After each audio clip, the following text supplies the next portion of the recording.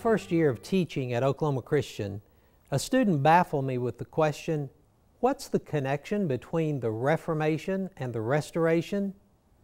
I didn't know, but that question started a lifelong study of the Glassites and Sandemanians. When I attended Baylor University, I was blessed to have Dr. Glenn Hilburn as my major professor. He knew a lot about the Restoration movement and was supportive of my interest and research as well.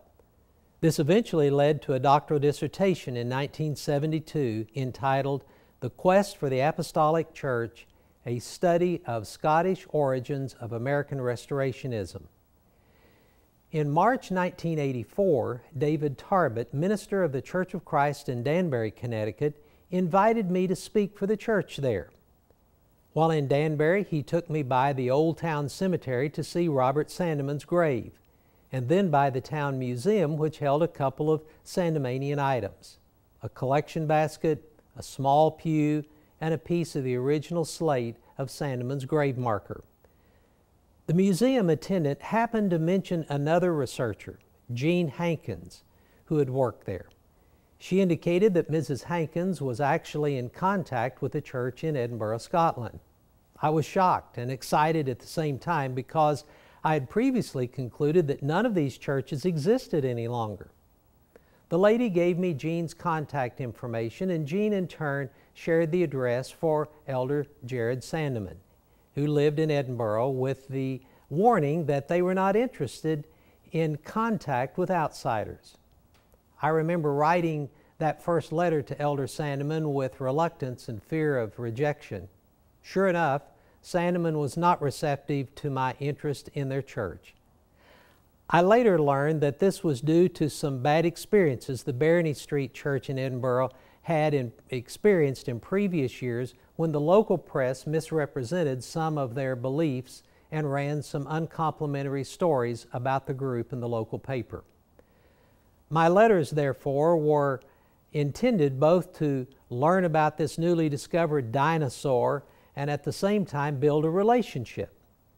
At this early correspondence stage, I didn't give thought to the fact that my name, Lynn, didn't reveal that I was a man, a fact that I later learned actually worked in my favor.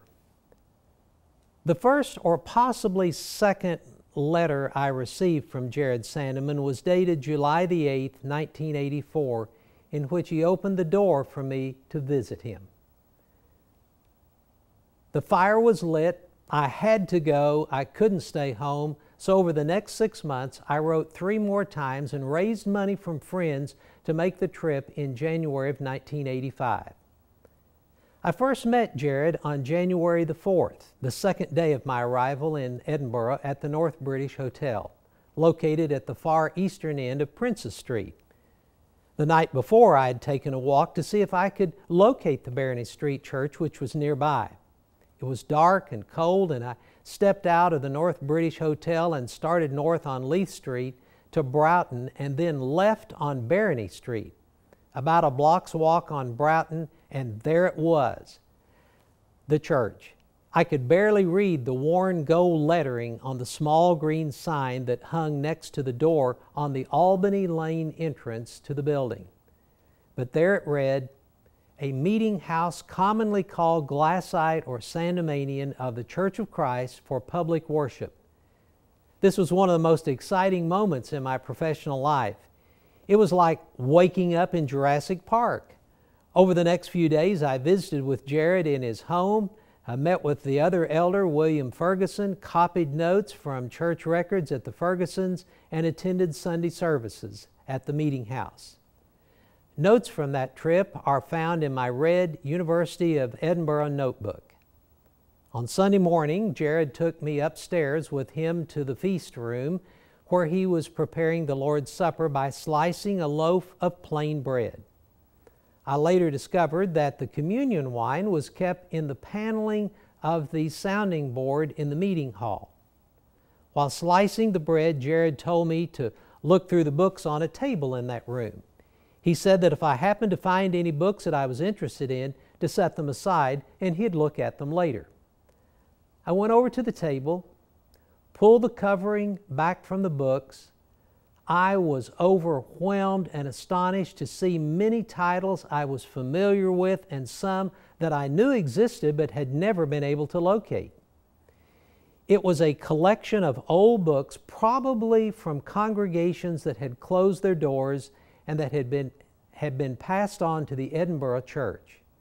The books that I collected are listed in my red Edinburgh notebook as well. Hoping for something like this, I had taken an extra large suitcase to Scotland with me, not knowing that I would encounter such a treasure trove of essential research material.